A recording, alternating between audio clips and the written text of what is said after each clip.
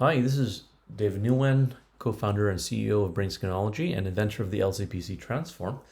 In this presentation, I'm going to talk about how shape analysis of particles via the LCPC transform can improve lithium-ion batteries and other electronic materials. To start, let me make clear the main point of this presentation. That is, when you fine-tune shapes of your materials, that equates to fine-tuning their physical properties, chemical properties, and electrical properties. To begin, let's describe how the LCPC works. And I want to start with a pilot study we did on a titanium alloys. And in this study, the authors increased the concentration of oxygen going from top to bottom, and also increased the concentration of aluminum going from left to right. And as you can see here, just by visual inspection, as you increase the concentration of aluminum from left to right, the shape of particles begins to change, and the ratio of particles of different sizes begins to change. And similar effect can be seen in oxygen going from top to bottom. So how the LCPC works is, in this case, here's an example grain from the titanium alloy. We calculate the centroid, and that centroid becomes the origin of a 360-degree radial grid in which the lines are spaced every 5 degrees. This allows us to calculate every intersection of the radial lines with the shape, and then allows us to calculate the distance of every dot from the origin. And if you want, you can linearize this shape into 2 dimensions as such, after which you can apply the fast Fourier transform to obtain a frequency plot that is a multi-dimensional representation of the original shape that you started with. And if you want, you can turn this into a scalar value such that one number then represents the shape that you began with. And the simplest way to derive a scalar value is to sum all the magnitudes of every bin into one value. And that value represents that shape. I want to point out that alternatively, you can apply what's called the parallel grid system. Say in this shape, you want to measure only the left surface. You just have to define a way to objectively extract that left surface in every subject or particle, and then apply a parallel grid system that originates from a baseline. This allows you to calculate intersections and distances on which you can apply the fast Fourier transform, again, to get a frequency plot, which is a multi-dimensional representation of the shape that you began with.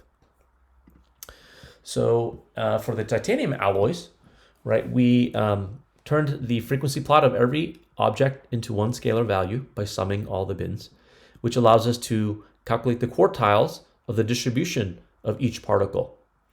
And so the fourth quartile represents the largest particles, the quartile 1 represents the smallest particles, and quartiles 2 and 3 represents the mid-sized particles that the eye has a hard time distinguishing.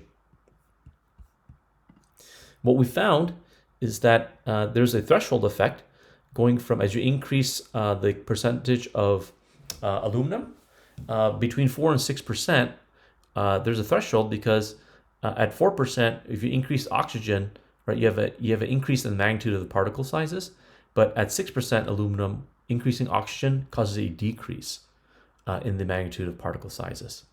And as a control, we did the same analysis using area to show that only quartile 2, of area measures exhibited this threshold effect when the 3 other quartiles did not, showing the superiority of measuring shape compared to area and how they are related but distinct in what they measure. We found another interesting effect in the 0.3% oxygen condition. As you increase the concentration of aluminum from 2.4 to 6%, you see a linear decrease in the magnitude of particles, clearly exhibited in 3 of the 4 quartiles. But if you compare it to area, area does not detect this linear decrease of particle area. So this goes to show that the LCPC transform measures shape in a way that's distinct from area and can measure things that area cannot, can measure what the human eye cannot see. Now quickly, I just want to compare deep learning versus the LCPC transform because this is a common question. Deep learning requires the users to define ground truth in order for it to work. The LCPC transform, however, allows the user to measure very precise gradients and thus discover new ground truth.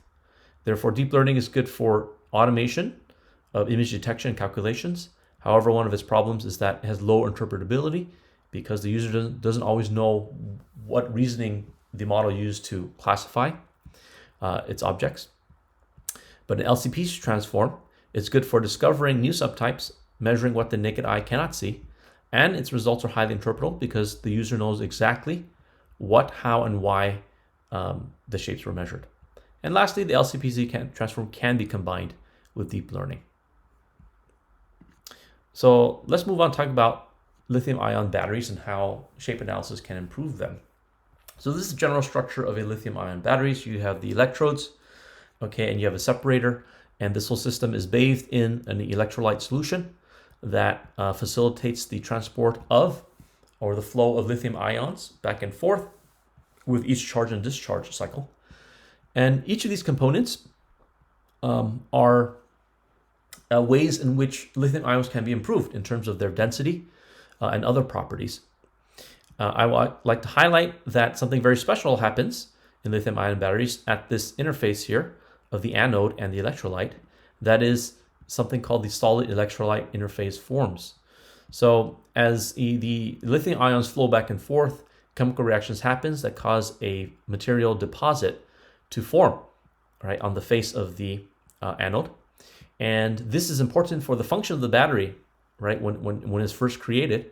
However, with each charge and discharge cycle, this SEI begins to thicken.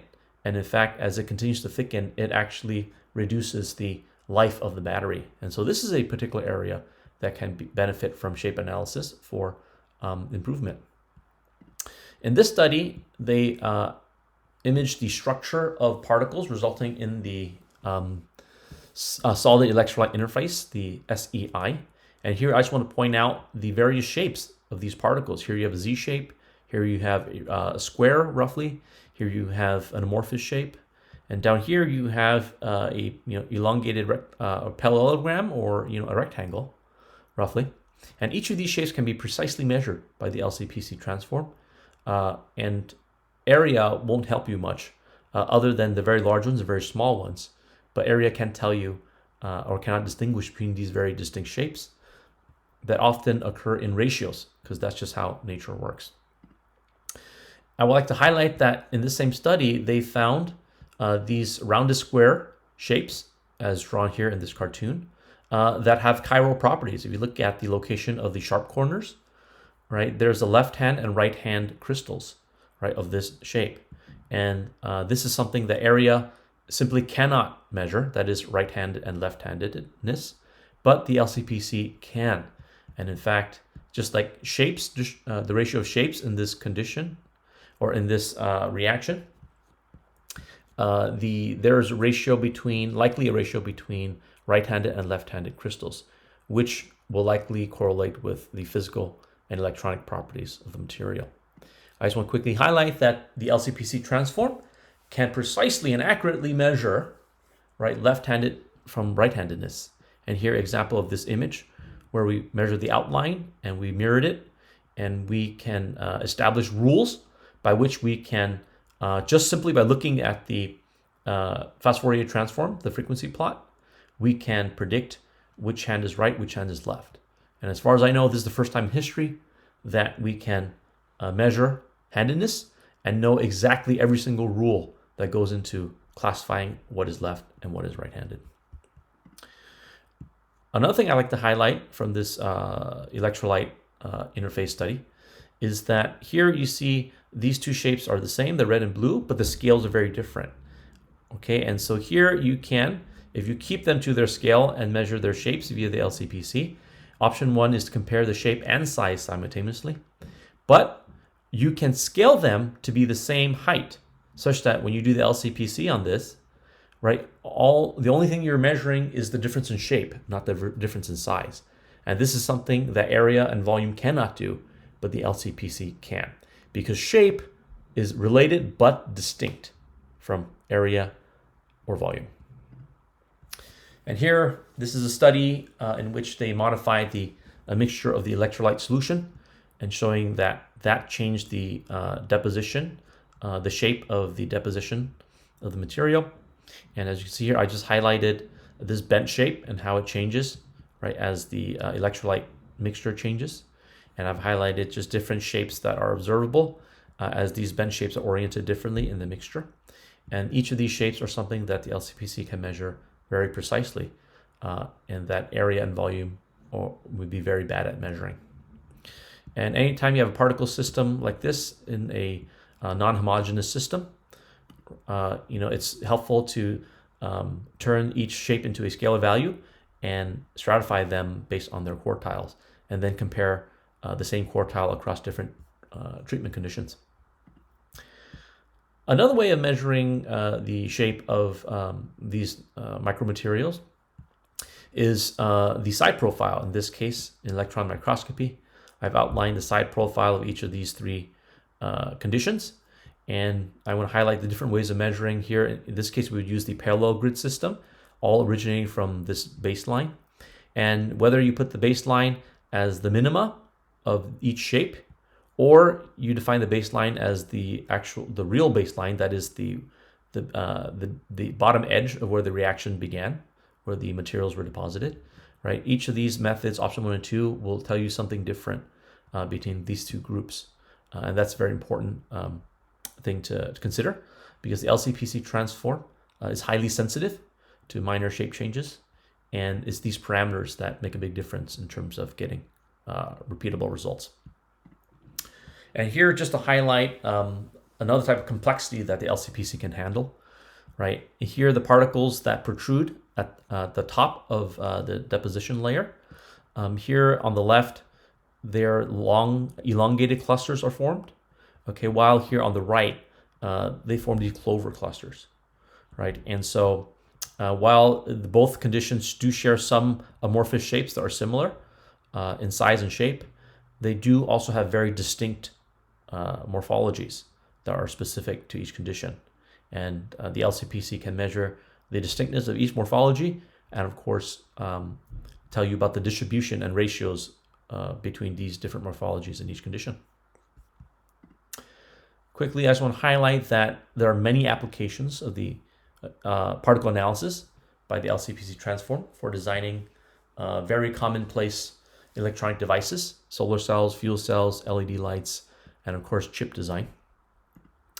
And here, this is just to show you, so this was our cover photo for this presentation, and how in this study, they were able to precisely fabricate distinct shapes, right, in these nanolayers.